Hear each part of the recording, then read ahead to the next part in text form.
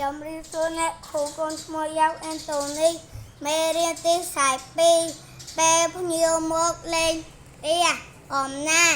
ថ្ងៃមួយមានភ្ញៀវមកលេងប្រទេសម៉ានីក្រោយពីរាក់ទាក់ជាមួយភ្ញៀវរួចម្ដេចម៉ានីក៏ថាកូនលោកពូឯងអញ្ជើញមកលេងម៉ានីស្ទាចាញ់ពីក្នុងប្រទេសមកដោយត្រេកអរម៉ានីជំរាបសួរលោកពូខ្ញុំនឹកលោកពូណាស់តើលោកពូ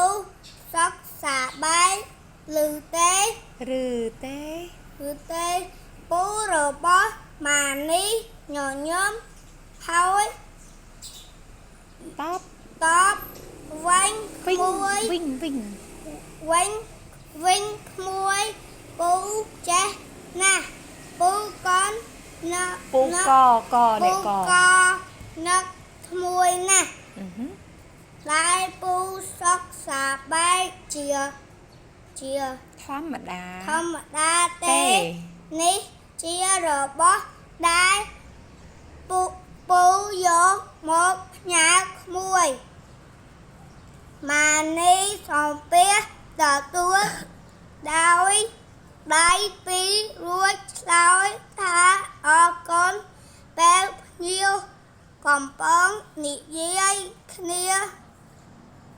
ជាមួយម្ដាយម៉ានីបានទៅចាក់ទឹកដាក់កែវកាន់ដើរមកចុចរួចជូនទឹកទៅភ្ញៀវដោយដៃទាំងពីរព្រមទាំងពលតិច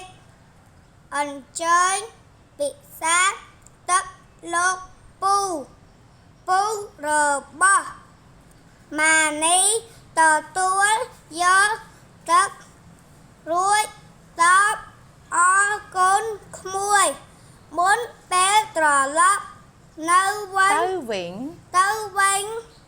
ពូរបស់ម៉ានីសរសើរម៉ានីថាជាក្មេងល្អចេះគួរ